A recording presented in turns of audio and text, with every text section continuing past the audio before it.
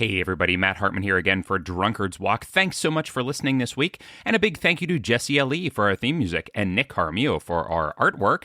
And if you like what you're hearing, go ahead and head on over to our Linktree. That's linktr.ee/drunkardswalk. Give us a topic suggestion for a destination, and we'll get you on the air. That's right, you can be part of an episode with us. Also, why not give us a rating or a review, huh? I mean, what's stopping you, really? Give us that 5-star review if you want, right? Or subscribe to make sure you don't miss an episode of Drunkard's Walk, because, hey, what if you didn't have the complete set, right? That would be no good. So go ahead and do all of those things, or I guess just sit back, relax, and listen to the episode. The choice is yours.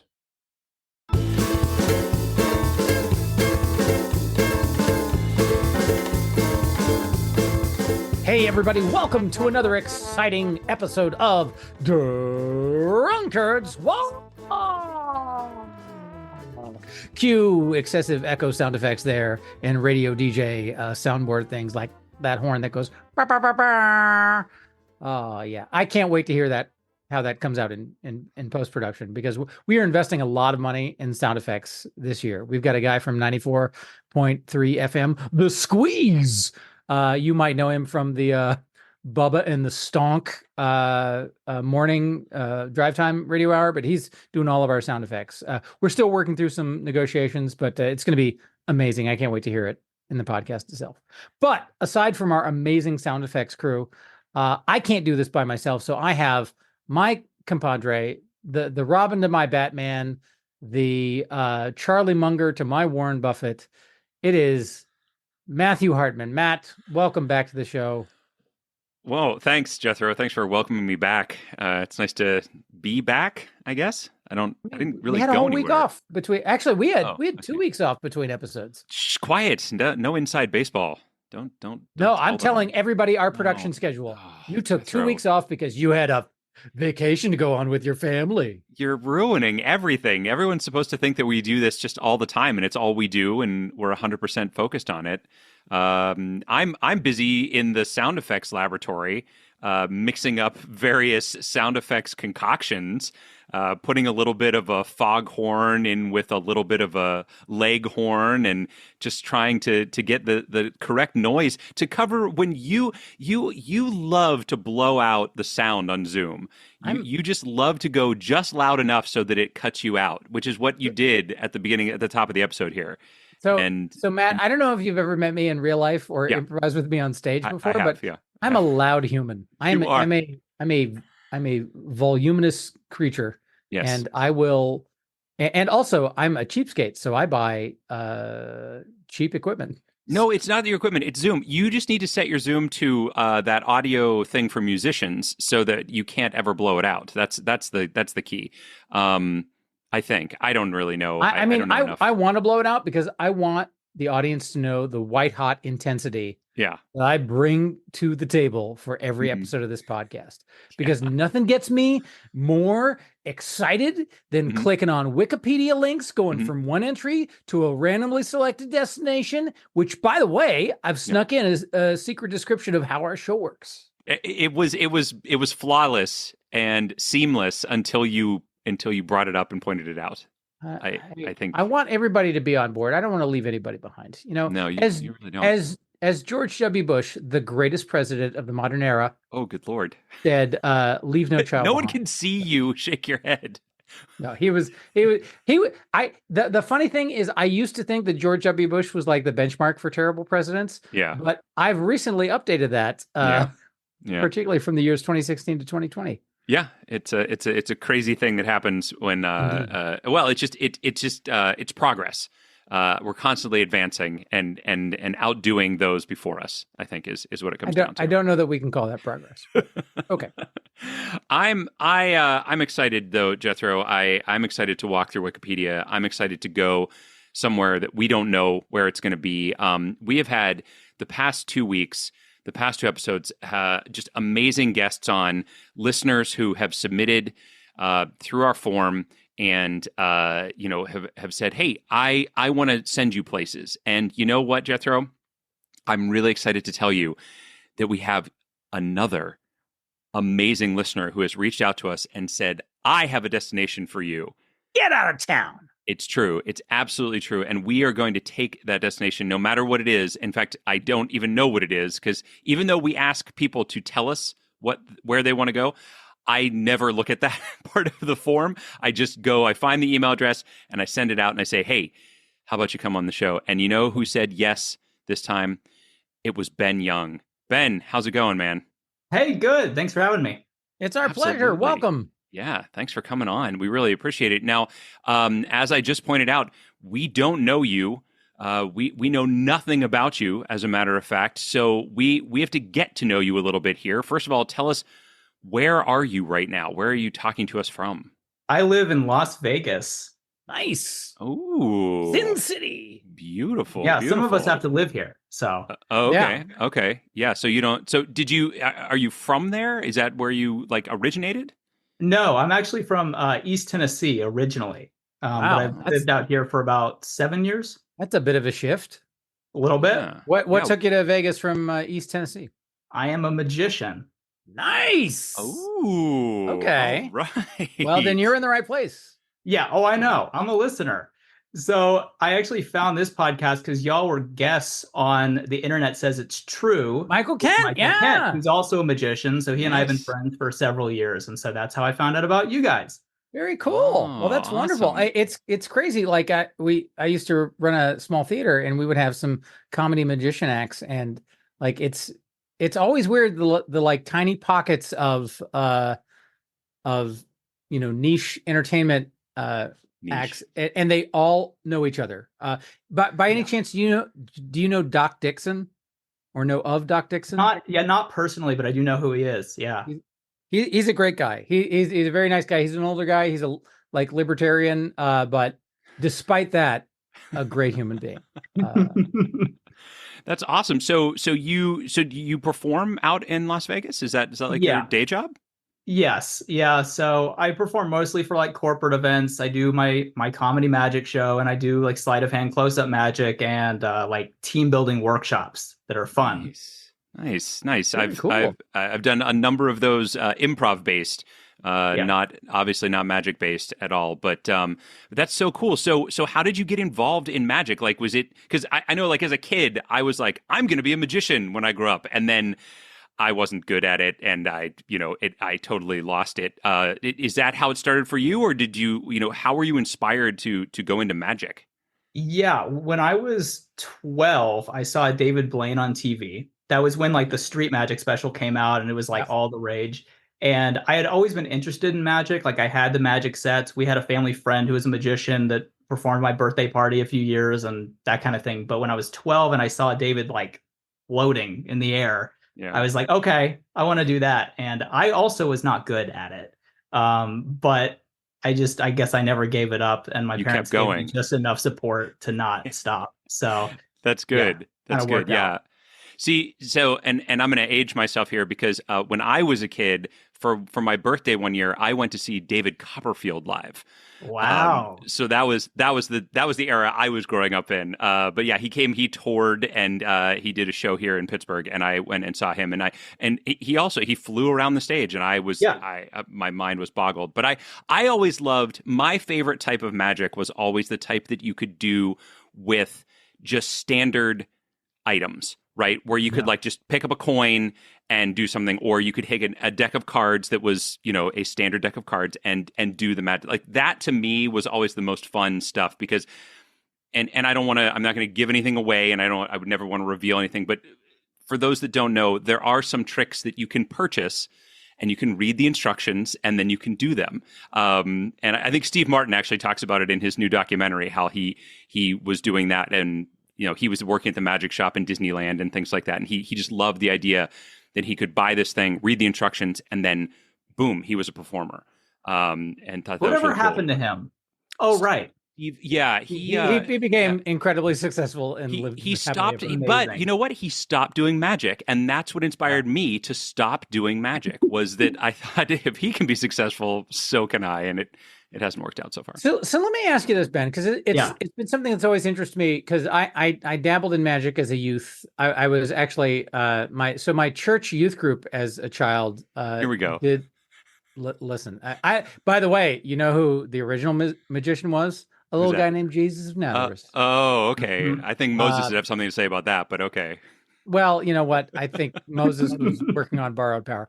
Anyway, Okay. but my church youth group back when I used to be a Christian, we did like some clowning for Christ, which is something that entertains my wife to no end because I'm no longer a Christian. But we would do magic stuff along with that. But as a magician, when you watch a magic show, when you watch another magician practice their craft, are you like, I would imagine that you are engaging with that in a very different way than a naive audience. Like a naive audience member has that amazement of, wow. Whereas I would imagine that a magician is looking at it from more like a technique and craft and like, oh, how did they like analyzing the breaking it down, the misdirection, all the stuff that goes into that. Please let me know if I'm way off base on that. No, that's exactly right. Like we look at it from more of an appreciation standpoint of, oh, I like the twist that you put on that, or I like how you did that. If we're fooled by something, that's really great, but most of the time that doesn't happen anymore. But yeah, you look at it just from, from a different perspective, right? It's crazy because as somebody who does improv comedy and has done for like 3 decades now, like I view a lot of comedy the same way. Like I don't often laugh, and sometimes people read that as like me not enjoying it. But it's like I've seen too much of it, and I can't not see the sort of gears turning behind the scenes. It doesn't mean I don't enjoy it. I just approach it from a different angle. Yeah, exactly. It's like you go, oh, that's funny.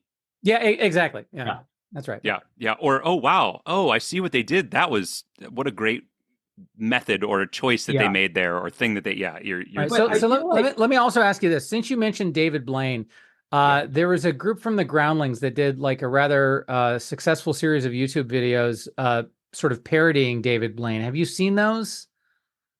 Was it recently, or was no, not at all. This was like early internet back when there was nothing going on, and they like 2006 I think was when this came out, so this was ancient history. I do remember like a really old David Blaine parody. It might have been them. I don't know. I didn't know if they were affiliated with the Groundlings or not, but I do remember like a really famous David Blaine parody that. So they actually did a series of them, and they were often my go-to for like, these guys are doing internet comedy right, because they're so spot on with how they parody. And the guy playing David Blaine is I think named Mitch Silpa, but he's been in things you'd recognize. But highly recommend. I feel like as a David Blaine fan, you would appreciate it. I think the link in the chat, we're talking about the same thing. There we go.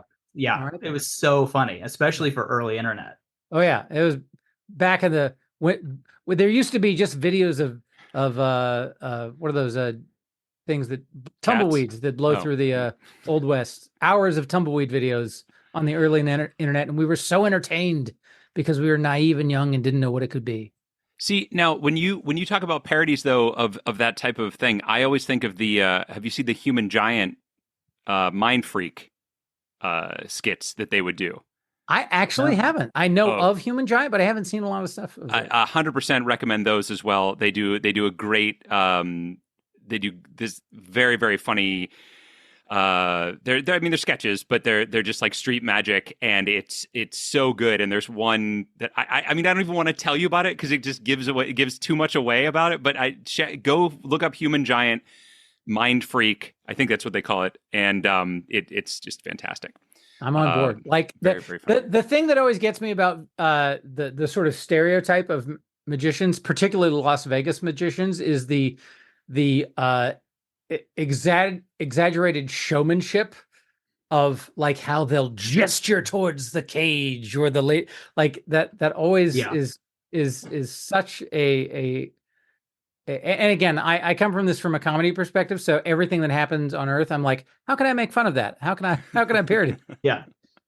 I mean, that's why people like Michael Kent and I went for the comedy route.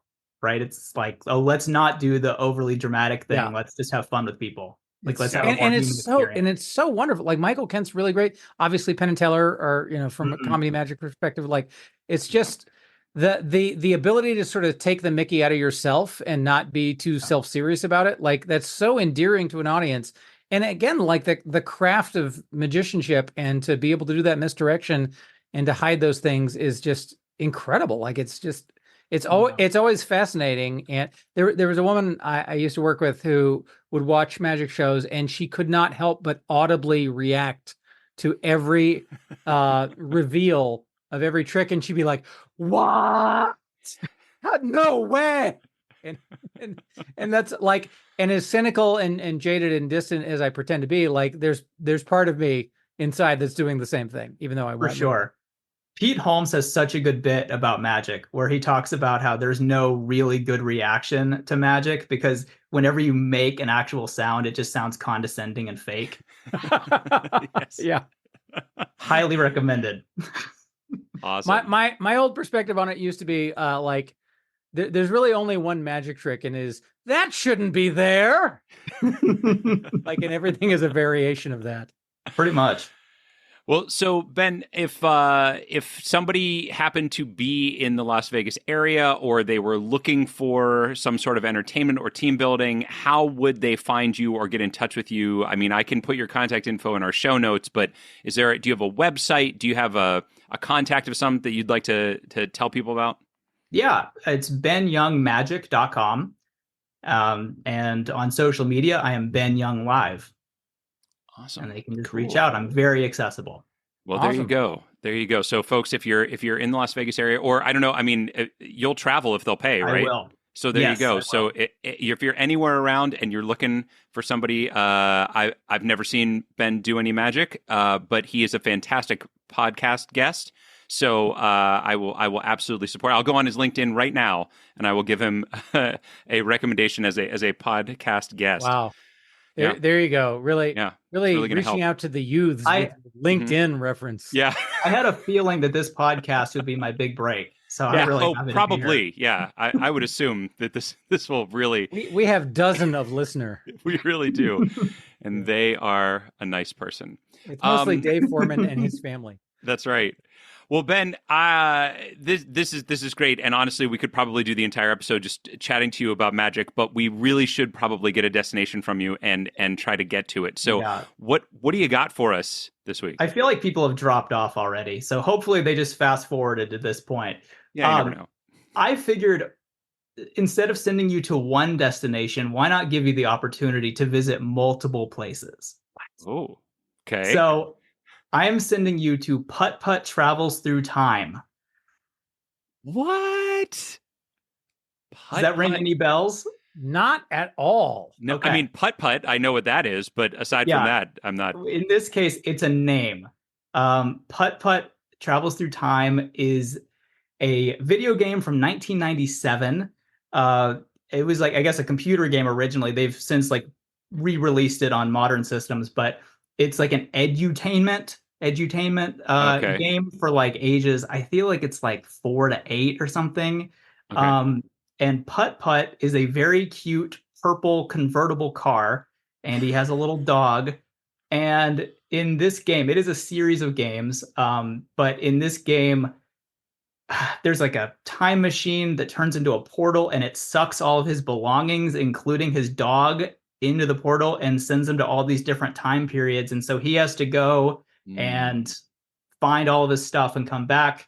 And it's like a point and click game for like young kids. And so they play little puzzles and try to find all the stuff and come back. Huh. Yeah, this reminds me of Where in Time is Carmen Sandiego. That was the game that I played. That feels like it's along those same lines, although for a slightly older audience, because it came with a single volume encyclopedia that was about like 4 inches thick that you just had to like look through to find information based off of the information that you were given in the hunt. So, okay, so this is an edutainment game. Do you know if it was related to any other, like, was it made by the same people that did Carmen San Diego or Oregon Trail or any of those types of things? Are you? Here's what I'll know tell of? you. I've done my research. Okay. Good. So it was produced by Humongous Entertainment. Oh, sure. Humongous. And this Maybe. was a hey, look, write it down. You're gonna need it. Yeah, for sure. And so Putt was a series. There were like, I don't know, 8 of them, but they also had other games that were in the similar kind of vibe. Okay. They had Freddy Fish, Pajama Sam, Spy Fox. They also actually got to do the Blues Clues video games. Oh, okay. Yeah. So that's that may be a good little in right there. Oh yeah. Yeah, Oh, yeah. I knew that's what would make you guys do that. I've thought a lot about this, just so you Okay. know. When I told a friend of mine that I was doing this, he like tested all these different ways to get to putt putt. And he's not a listener yet, but I think he will be. But I was Okay. like, it took him like 11 tries, and I'm like, hey, just so you know, they usually get it in like 6 to 7. So, It so he went back depends. and did it again. I mean, yeah, it really I don't want to depends. brag, Ben, but we are professionals. We do this for a living. and we are traveling there this week from a it's not a video Children's game, TV but show it is a thing. children's television show. So there's a chance that we may be okay, No. but it's a British children's television show. So Hmm. it may not be as easy as I hope. But because every time I think it's going to be easy, it takes us like 15 links to get True. there. And every time I think it's going to be impossible, it takes us 4. So this is interesting. So tell me, how did you think of this? Why is this something that you decided to give us as a topic? Well, when I was a kid, I would boot up Windows 98 and I would play it. I played it for hours and hours and hours. It turns out if you're an adult, it only takes like 45 minutes. But I just loved playing it. It's, it's cartoony and fun. And then I was listening to the podcast, and when you did the Chex Quest episode, There we go. Oh, yes. it like sprung in my memory. I'm like, I wonder if that would be a good destination for them. So then I was Okay. just thinking about it. So when you say when you were a kid, just Yeah. so we can break my heart, I mean, obviously. what is the year of your birth? 92.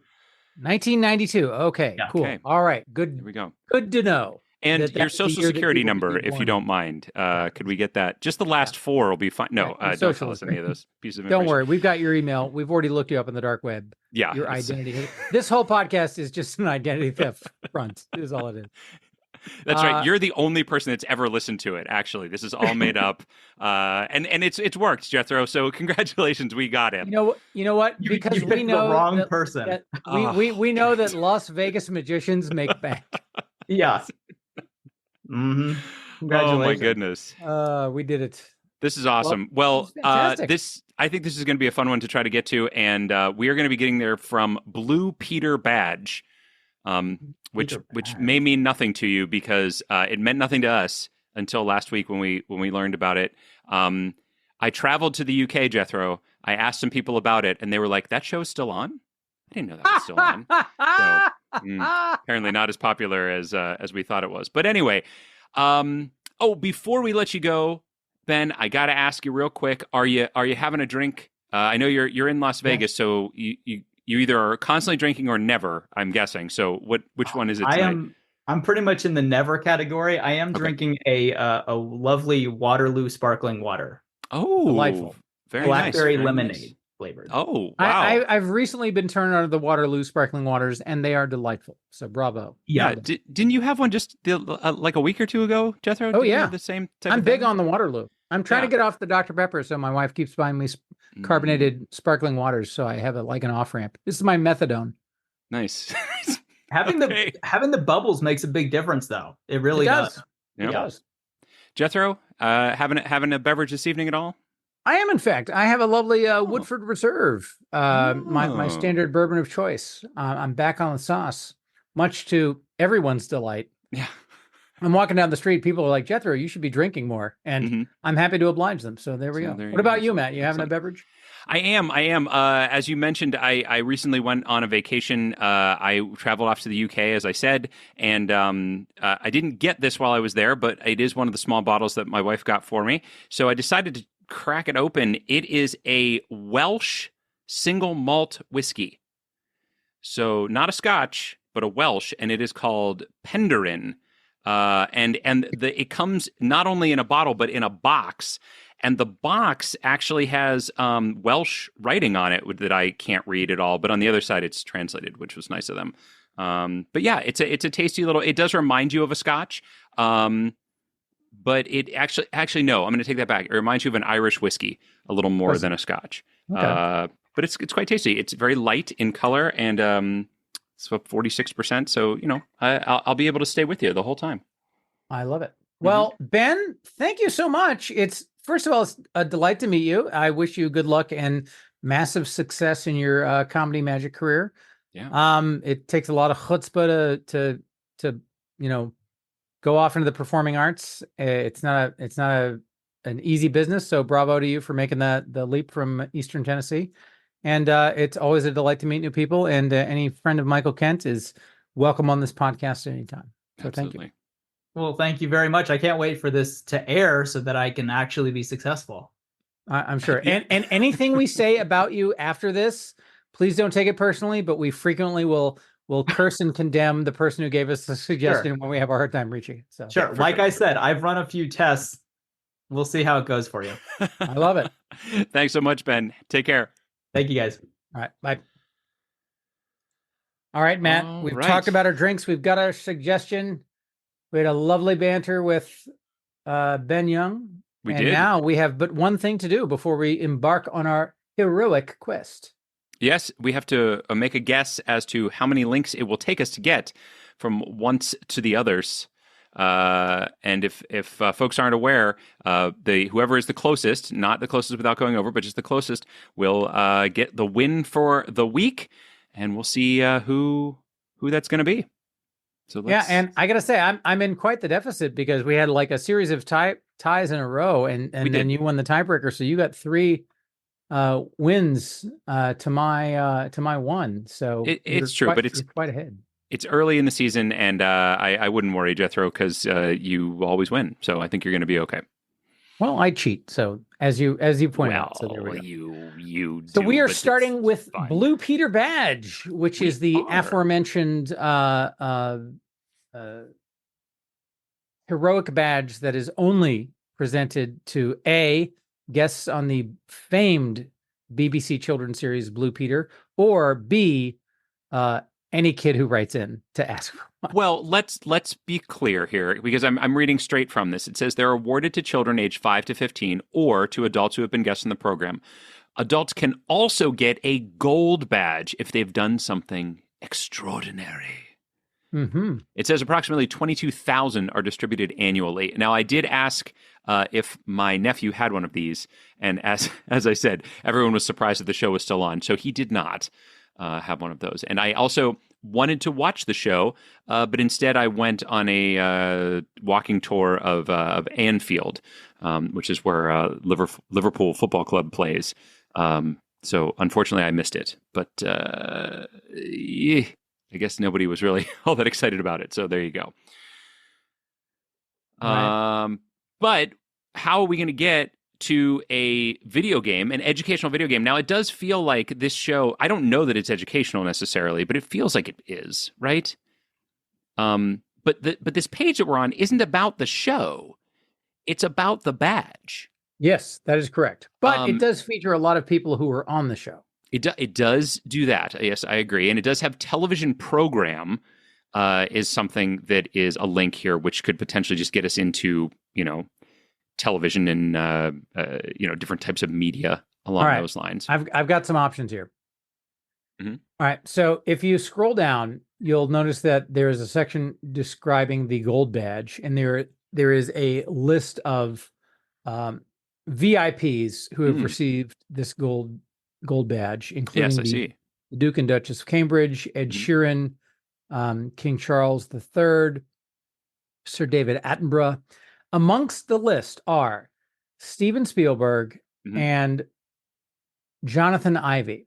All right. Now, Steven Spielberg, obviously famed film director, but when he had the DreamWorks studio, a lot of his entertainment properties eventually became video games. And I don't know if you know this about me, Matt, but For a period in my life, I was a temp, but I worked for Electronic Arts, or EA, the video game creator. Did you? So I did. I worked for them for several months while they relocated from their Beverly Hills location to their Playa del Vista location.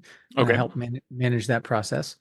But in the process of working for them, I did come across a letter that Steven Spielberg had written to the EA folks who were working on the game for one of his franchises.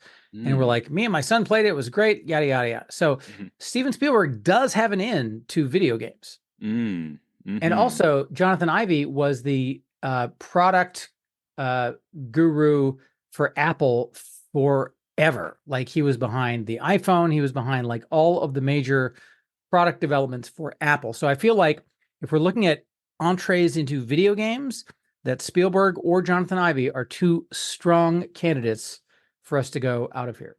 Okay. But I'm open to whatever you have. But well, that's my first foray into where should we go. Sure. So some other names that I would put onto that list similarly are Peter Jackson, because certainly there have been quite a few Lord of the Rings games based specifically off of the movies. J.K. Rowling is on this list as well, as is David Beckham. And J.K. Rowling, a lot of Harry Potter video games, David Beckham, soccer video games. So I think that all of those things have the potential. One of the things that I have seen here on the page is, as I mentioned before, a television program. Now, you will recall that we were told that the same production company that made this video game that we're trying to get to also made a video game for Blue's Clues, which is a television program. So I think that there is a possibility of going through something like that. There is a link to another children's show on here called Morph, which is a British series of clay stop-motion comedy animations, which would, again, get us in, I think, to children's television, much like we are now. And then the other thing that I saw on here, which is a possibility, is eBay. And I think that eBay, being, sort of connected to internet and whatnot, may work as well. So those are all of the ideas that I have. My concern with going through somebody like a Spielberg or a Peter Lord, is that who you said it was? No, who did you say? Jonathan Ive. Jonathan Ive, which is neither a Peter nor a Lord. No, Peter Lord is right before Steven Spielberg on the list here. Jonathan Ive, J.K. Rowling, any of those is that getting into the video game aspect of what they are connected to might be further than we would have to go if we went through like a television program to something like Blue's Clues, right? Or something along those lines. I'm not saying for certain, but I'm just thinking that maybe. Now, I do think it would be a wise choice to get away from British shows specifically, but because we could go to Blue Peter. Like, there is a link here to the Blue Peter page. My feeling is that isn't as helpful as something like television program, which again, that takes my other option of Morph off the table as well. So, what do you think? What are you feeling?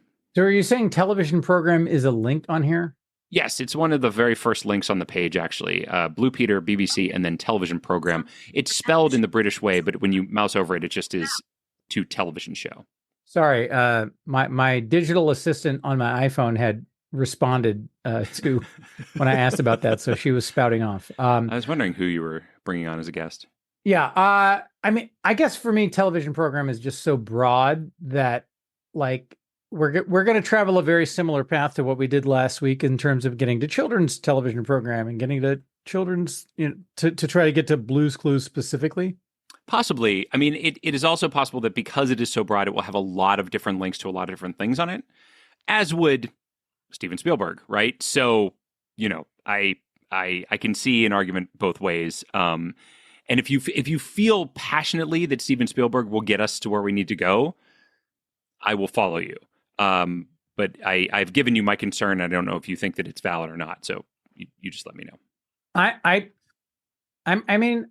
Listen, Matt, your feelings are valid. No, don't do that. Validate your you are a wonderful human, and everything you feel is perfect and true. Okay. that said, like going through something specific like Steven Spielberg is to me more exciting than going through a more abstract thing like television Okay. program. Okay. For that reason, but that's just my 2 cents. Well, that's fine. I have a tough time arguing with that. So, which of these particular names down here do you like? Spielberg? Do you like Ivy? Do you like J.K. Rowling, David Beckham, Peter Jackson? For me, like Spielberg casts the widest net. Also, he has had several properties that have turned into video games. So I feel like Indiana Jones, E.T., he's got a tangential connection to Star Wars. So I feel like there's a lot of potential video connective tissue through him. Yeah, I think I want to say that there's some, is it Day of the Tentacle or something? Oh no, that's Lucas. There's some Steven Spielberg. I think there's a game that Steven Spielberg was just like, it's not even connected to a property that he did at a movie. Like he actually like helped on the creation of a game, but I can't think of what it is off the top of my head. So you want to go with Steven Spielberg? I mean, I'm happy. Let's do it. I love it. All right, here we go. Steven Spielberg it is. And ladies and gentlemen, this is a long article. There is a lot of stuff here, which bodes well for us. It's never. So he was born in Cincinnati, Ohio. I did not know that. I didn't know that either. I didn't know he was 77 years old.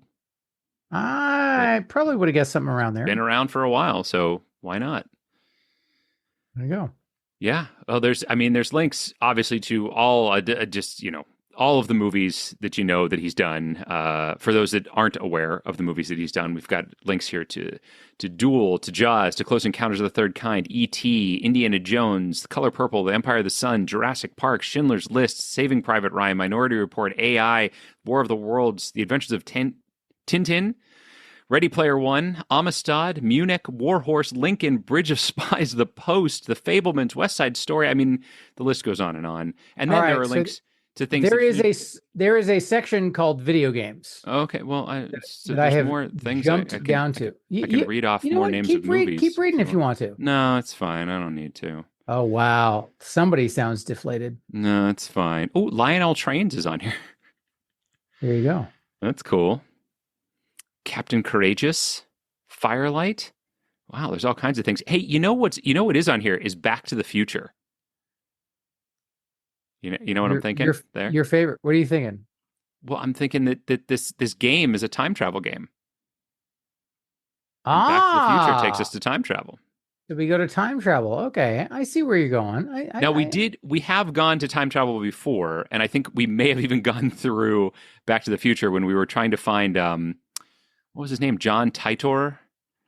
Oh yeah, John Titor, the famed. So that was one of our classic episodes we just had that folks may have just listened to recently. But there's a possibility there, at least, if you want to go through a time travel route, which I do love a good time travel, as if folks had listened to that, heard me say over and over again. But maybe that's not the best path since we've already been through it. All right. So in the video games section of Steven Spielberg's incredibly large page, large, there are links to some specific games. Okay. So there's a link to Boom Blocks. There's a link to LucasArts. Boom Blocks, yeah. There's a link to the Dig. Mm-hmm. So I'm wondering if one of these might get us into the possibility of.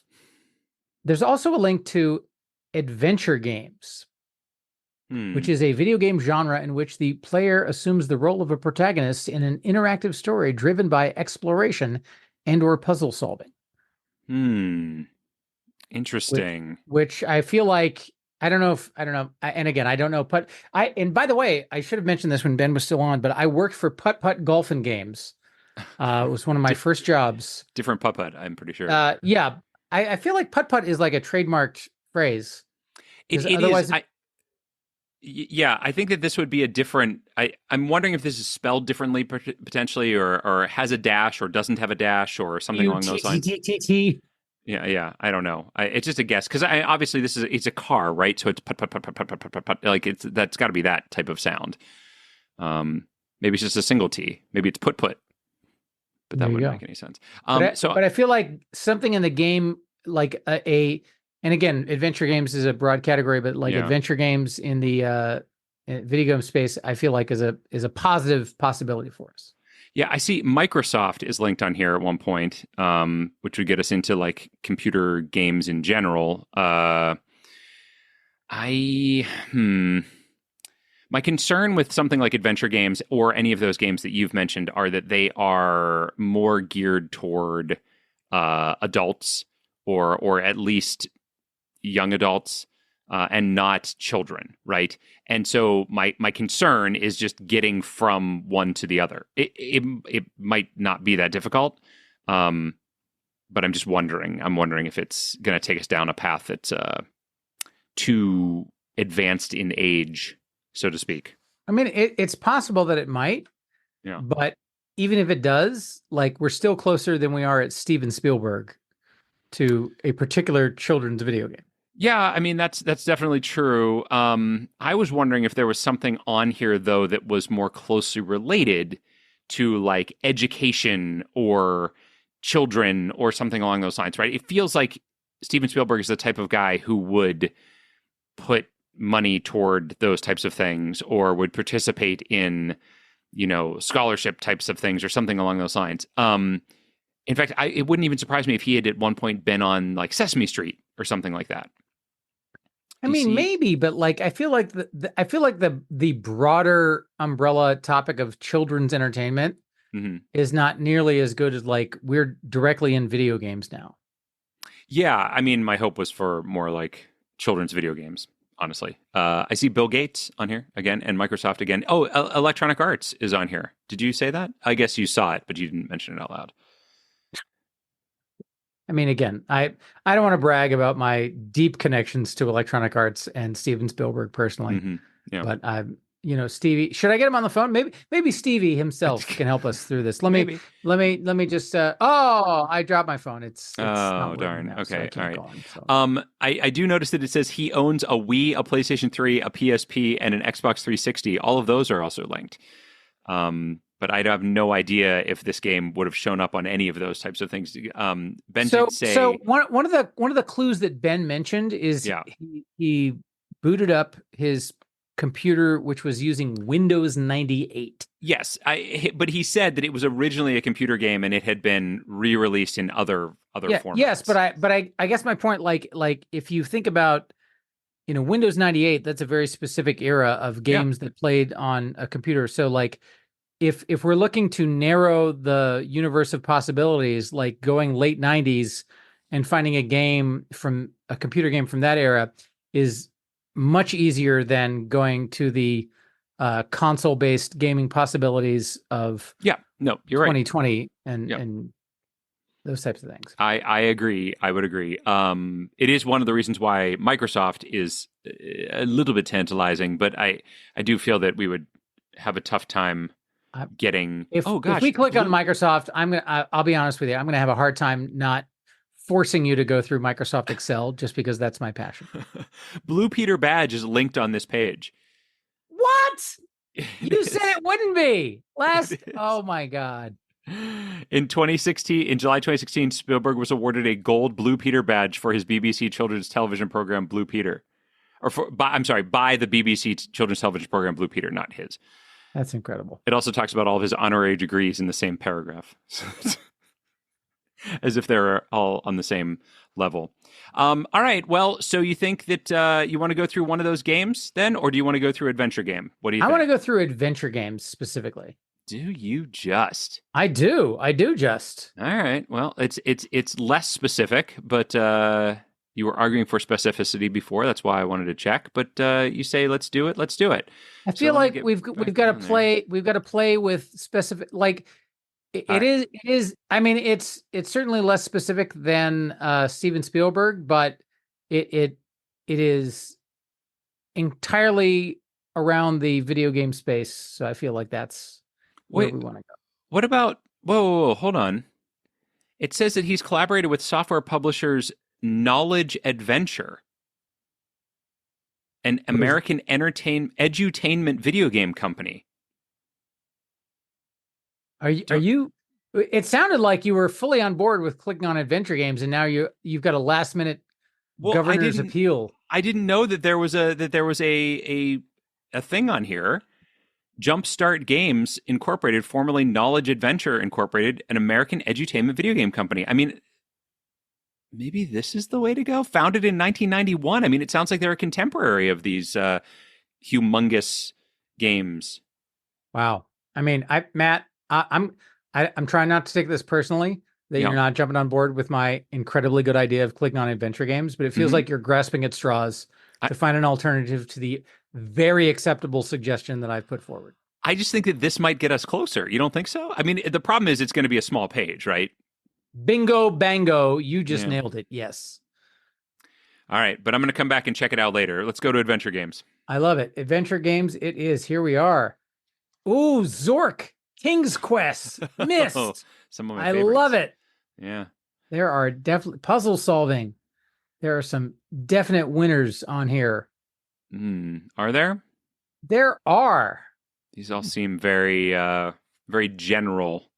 Oh, give it. First of all, it is a pretty good size page. It is. It is. Look at the size of that scroll bar on the right there. Yeah, no, I like it. I like the size of that scroll bar. If you know what I'm saying. Puzzle solving, gathering and using items, story, setting, and themes. Hey, dialogue and conversation trees. There's a thing here for lateral thinking. That's linked. I love it. Lateral thinking. Have you ever heard the podcast Lateral with Tom Scott? I have not. Oh, well, you should check it out, man. It is a fantastic podcast. I do love a good lateral thinking exercise. And some of our friends from Good Job Brain and some of our friends from Escape This Podcast have all been on that particular show. So I think it's fantastic. You should check it out. Yeah, it's great. It's very, very good. I'm not just saying this. It is fantastic. There's a lot on here. There's escape the room games, puzzle adventure games. Yeah, well, I like. I was looking under point and click adventure games because I thought, oh, this is exactly what he was saying it was. Unfortunately, it doesn't seem to talk about any like educational games, or it certainly doesn't have putt-putt. Wow. Under narrative adventure games, there is a link to Detroit Become Human, and I mean that hits home for me. Because I feel like a lot of people I've met here in the Detroit area should become human, particularly the drivers. I don't know. So every city has its own driving quirks. Mm-hmm. And like Pittsburgh has the Pittsburgh left, which is when you're at a red light, turns green. Drives me crazy. The person who's in the left turn lane. No, thank you. For whatever reason, despite zero signage. Nope. The person on the left turn lane will just go ahead and go. And it's not like a bunch of them go, just the first one, and that's it. Yep. And that's, for whatever reason, accepted in Pittsburgh, and that's called the Pittsburgh left. In Detroit, you have the crazy-ass swerver. So like 9 inches before the exit on a highway, somebody in Detroit will swerve across multiple lanes of traffic to take an exit that they had not appropriately prepared for in advance. And I've seen that more here than anywhere else, and it is bananas to me. Well, I don't know, man. I that has to happen other places. I'm sure it does. I think the thing that makes it Detroit specific is that the proportion of times that it happens here is tremendously higher. I see. Well, I am not sure what to go with here, Jethro. There are a lot of options as far as specific games discussed on here, a lot of which I have played and I really enjoy. There's a lot of talk of point and click comes up all the time. First person shooters is in here, but what I am not seeing is anything related to educational or Humongous Studios, right? Humongous Studios, isn't that who he said made it? That is who he mentioned. Yeah. I don't see those people mentioned, although there are a lot of production companies mentioned on here. So I don't know. What are you thinking here? I mean, don't get me wrong. I haven't reached the bottom of the page yet, but I'm not seeing anything that's like reaching out to me and saying, "Hey, this is the direction to go," because any of these could potentially work. But I feel like there are a lot of the ones that I want to go to, like point and click, are very general, right? Like that's not going to have specifically what we're looking for. It's a fair point. Thanks. I don't know the answer. Okay. I have in fact encountered Humongous Entertainment on here, You have? which sadly is not a link. What? Oh no. Oh no. It is under emulation and virtual machines, but it's not a clickable link. Oh my good Lord. It does talk about the Scum-derived engine for Humongous Entertainment. So maybe, and Scum VM is linked, which is, of course, an abbreviation for Script Creation Utility for Maniac Mansion Virtual Machine. Huh. Okay. So it's possible that we could go through that. I can't believe that that's not... well, there is a list of graphic adventure games. We could just go to a list. I mean, I would assume that this is... Well, I don't even know if it's considered an adventure game, I guess is the problem. Yeah. I mean, I feel like the fact that Humongous is mentioned on this page, even though it's not linked, gives us a possible thing. Like it talks about the Scum-derived engine for Humongous Entertainment. So if we were to go to Scum's page, we might get there.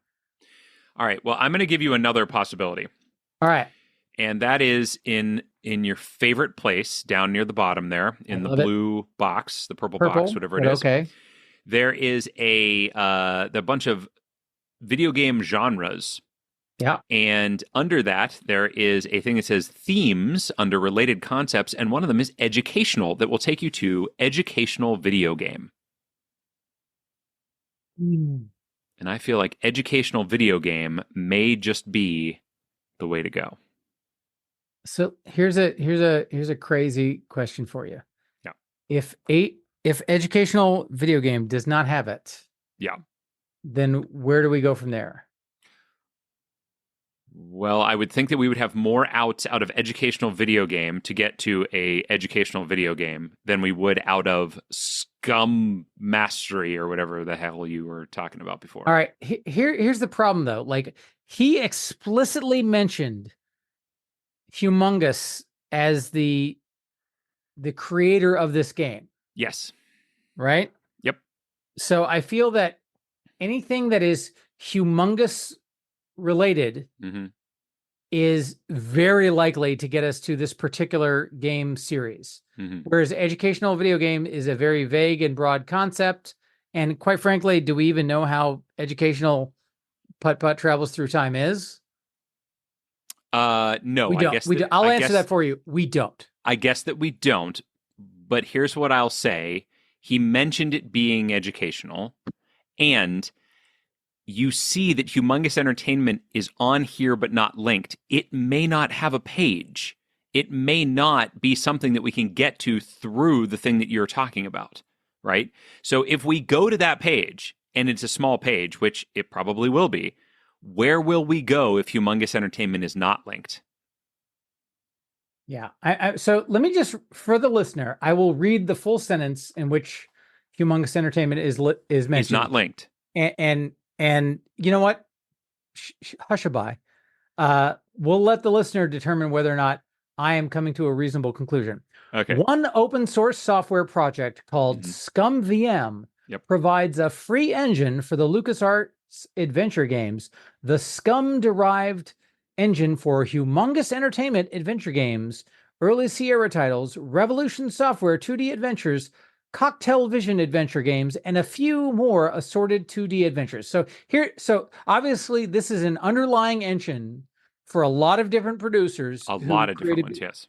So what I would suspect is that on the Scum VM page, they would have a link, a list of games that were derived using this engine. And Humongous games are going to be listed amongst those. Very likely putt-putt, given that this is the era that this is focused on. That is my case, sir. That is my case. Well, I think that we have a lot more. Uh, I think the chances of it being on that page are not zero. Okay, so there is a possibility. My concern is that if it is not, we will be stuck. I disagree. We will not be stuck All because right. A, there are going to be links out of it, and B, we are in video games of that era, so there will be plentiful links out of that. Okay. Have you moused over that by any chance? I have. And what does it say? It says script creation utility for Maniac Mansion Virtual Machine, otherwise known as ScumVM, is a set of game engine recreations originally designed to play LucasArts adventure games that use the Scum system. It also supports a variety of non-Scum games by companies like Revolution Software, Adventure Software, ... So this is an emulator. That's what this is. Mm-hmm. And you believe. So what I think is going to happen here is, at best, we're going to go to this, then we're going to have to go to Scum, then we're going to have to go to Humongous, then we're going to have to go to Putt Putt, and we're many steps away. Versus, Wow, what an amazing thing you've just imagined for yourself. You don't think that that's true? All right, not at all. You know what?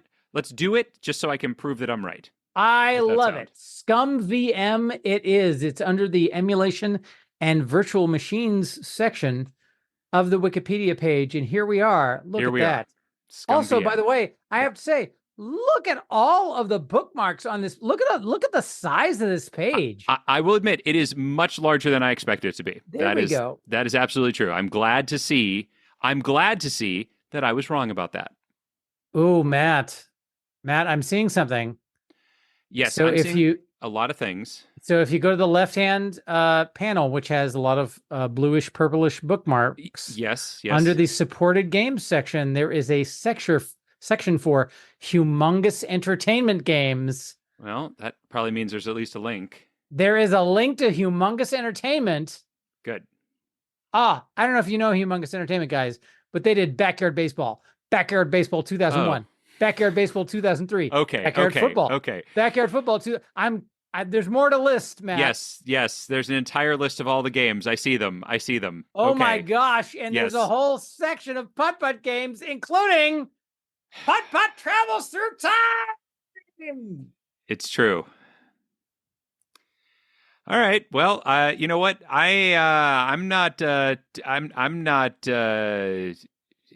big enough of a man to say that it can be wrong. And in this case, I was absolutely wrong. I can't believe that it's on that page. That's craziness. Delightful. Putt Putt Travels Through Time. There it is. I can't believe they did all the backyard baseball, all those backyard games. I knew those games too. I know none of them. This game, I've never heard of this game before. No, I've never heard of this Putt Putt Travels Through Time game, this whole Putt Putt thing. It is an adventure game in the Putt Putt series. Doesn't say anything about education. So again, Jethro, I don't know. Your instincts are finely tuned when it comes to Wikipedia. So well done, I would say. It was ported to the Nintendo Switch in 2022. So maybe I'll get this for my daughter so that she can play it as well. But well, I can't believe we've done it. We've made it all the way here, and in what we would call record time for this season. Not record time forever, but record time for this season. 4 links, Jethro. That's incredible. Our shortest walk so far, which I guess isn't super surprising, but we didn't go through like children's entertainment or anything like that. We went through Steven Spielberg adventure games, ScumVM. Good Lord, who would have ever thought? Me. And then I would have thought. And then here we are at Putt Putt Travels Through Time. Or Putt Putt Travel Through Time, excuse me. Or is it Travels or Travel? I don't know. Travels, so there's an S. Putt Putt Travels Through Time. There we go. All right, well, so 4, and Jethro, I got to show you, buddy. That's the number that I wrote down, was a 4. You wrote down a 4? I did. That's incredible. Did you also write down a 4, Jethro? I am amazed. I wrote down a 5. So you are the winner this time, my friend. How on earth did you think we were that close? kids entertainment to kids entertainment. Wow. That's all it was. That's all it needed to be. I am amazed, sir. If you had just listened to me, it probably would have taken us 5 to get there. If not more. If not more. Yeah. I mean, I wanted to go. Where did I want to go out of? Oh, I wanted to go to Knowledge Adventure. That's what I wanted to go to. Edutainment. Yeah, this wouldn't have worked out very well for us. Wow. Oof. Oh my God. I'm looking at this page. It is very short. Yeah. Well, bravo, sir. You have played me like a flute. I mean, you helped me out, man, and I appreciate it. And I love you, man. I love you for it. And you know what? I think if Putt Putt has taught us anything, it's not our destination, but it's who we go on the journey with that matters the most. It's so true, and I'm excited to go through yet another journey with you next week, my friend. Likewise. Off to who knows where.